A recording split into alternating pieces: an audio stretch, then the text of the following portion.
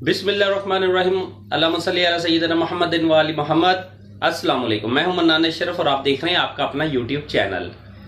रजीम change operation होता है और रजीम चेंज ऑपरेशन के 3 माह और कुछ दिन के बाद ही ये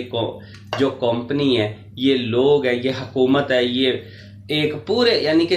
13 से 14 जमातों का जो मिक्सचर बना हुआ था, ये एंड जो है बिल्कुल ये इस टाइम के ऊपर अपनी सिस्कियों पे आ गया, एंड होने लगा है। अच्छा, इसकी मेन रीज़न क्या थी? जब रिजीम चेंज ऑपरेशन हुआ था तो ये मुल्क के अंदर उस टाइम जो महंगाई थी, बेरोज़गारी थी, इसका शोर मचाया जाता था अपोजिशन की तरफ से। लेकिन जब इन्हें चांस मिलता है मौजूदा हुकूमत को, तो उसके अंदर बेरोज़गारी भी तबाहकुन तरीके से बढ़ जाती है और उसके अंदर जो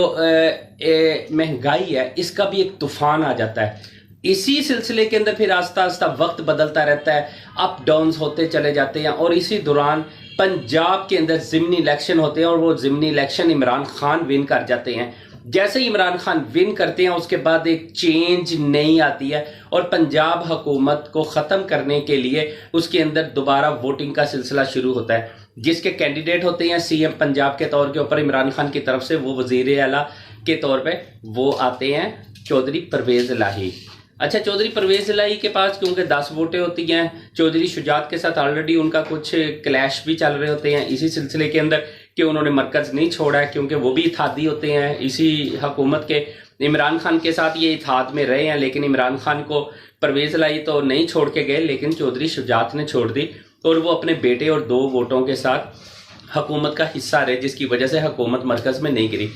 अच्छा, पंजाब के अंदर इतना जोर क्यों लगता है? मुसीबत ये है कि पंजाब इब्तदा है हुकूमत ख़त्म करने की। पंजाब को ही ख़त्म बचाने के लिए आसफ अली जरदारी साहब का एकदम एंट्री कर जाना 2 दिन लगातार। और आसफ अली जरदारी साहब वो मसलन के सियासतदान है जो लोगों को तो अपने घुटनों को हाथ लगवा देते हैं लेकिन खुद किसी के घुटनों को हाथ नहीं लगाते। लेकिन आसफ अली जरदारी साहब भी इस कदर बेबस लाचार हो गए, मजबूर हो गए कि उन्हें पंजाब हुकूमत बचाने के लिए चौधरी शुजात हुसैन के घुटनों को भी हाथ लगाने पड़े ताकि किसी तरीके से पंजाब बच जाए। क्योंकि चौधरी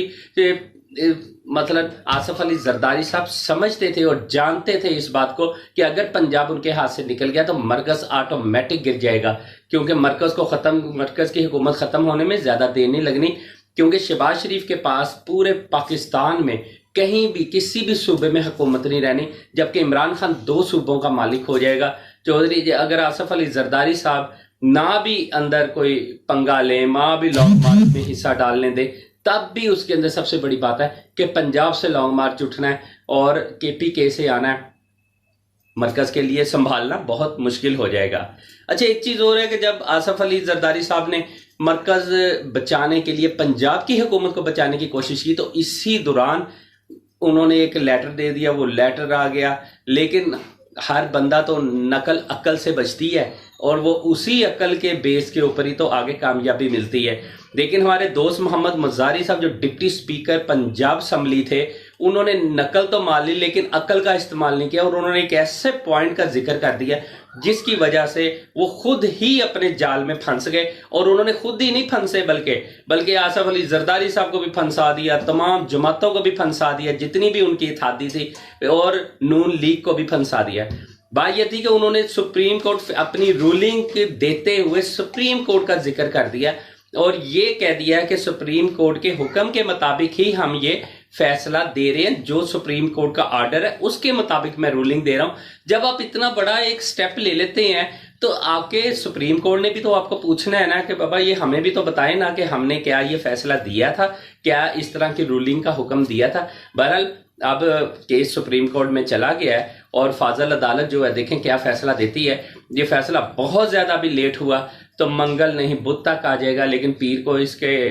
होगी और उसके बाद मंगल हद बुध तक ये जाएगा। मुझे तो उम्मीद है कि शायद पीर को ही इसका कोई फैसला आ जाए, लेकिन तब तक हमजा शहबाज यानी कि उसे लगा लें कि बिल्कुल वो अपने असल इख्तियारात से महरूम हो गए सुप्रीम कोर्ट के हुक्म के मुताबिक। अब वो अबूरी एक वजीर आला के तौर के ऊपर बैठेंगे। अच्छा, इस सारे खेल के अंदर आसफ अली जरदारी साहब ने ऐसा कौन सा तीर चलाया जिसकी वजह से चौधरी शुजात हुसैन जैसा बंदा भी अपने ही भाई के खिलाफ हो गया?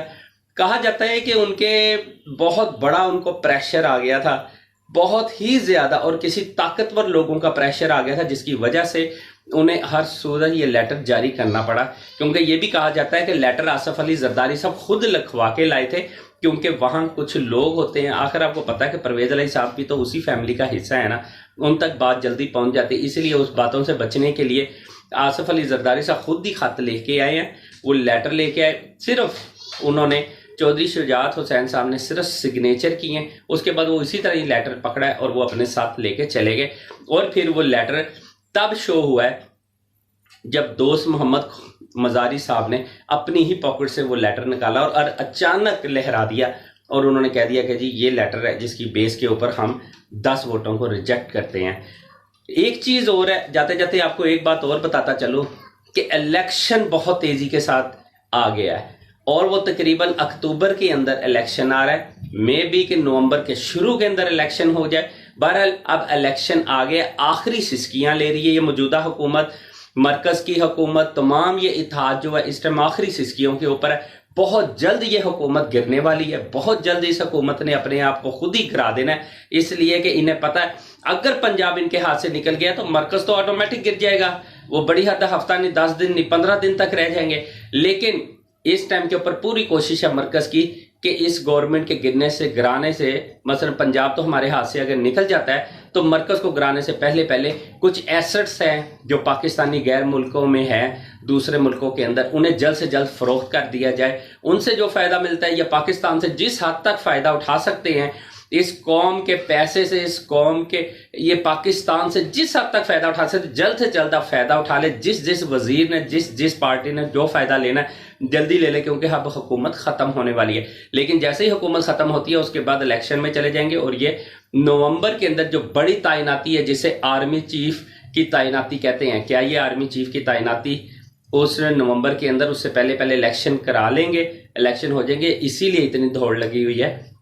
کہ الیکشن ہو جائیں۔ اب اس میں ایک لاسٹ میں جاتے جاتے ایک بات اور بتا دوں کہ اس ٹائم بہت زیادہ ڈسکس ہونا شروع ہو گیا ہے کہ جنرل باجوہ صاحب کو ایکسٹینشن دی جانی، کیا ایکسٹینشن دی جانی ہے کہ نہیں۔ بہرحال یہ بھی ابھی فیصلہ ابھی تو نہیں شو ہو رہا ہے، لیکن میں بھی کہ اکتوبر کے اندر اس مثلا چیز سے پردہ اٹھ جائے اور پتہ چل جائے کہ باجوہ صاحب کو ایکسٹینشن۔ بہرحال یہ ایک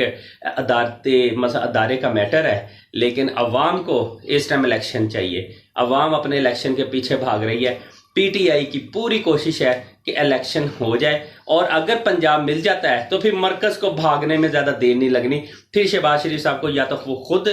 گورنمنٹ توڑیں گے، اپنی اسمبلیاں توڑ دیں گے، نہیں تو پھر عمران خان کا اگر لانگ مارچ آ جاتا تو پھر آٹومیٹک اسمبلیاں ٹوٹ جائیں گے۔ بہرحال منان شریف کو اجازت دیجیے، اپنا اور اپنے چینل کا ضرور خیال رکھیے گا۔ نیکسٹ پروگرام میں دوبارہ ملاقات ہوتی ہے، اللہ حافظ۔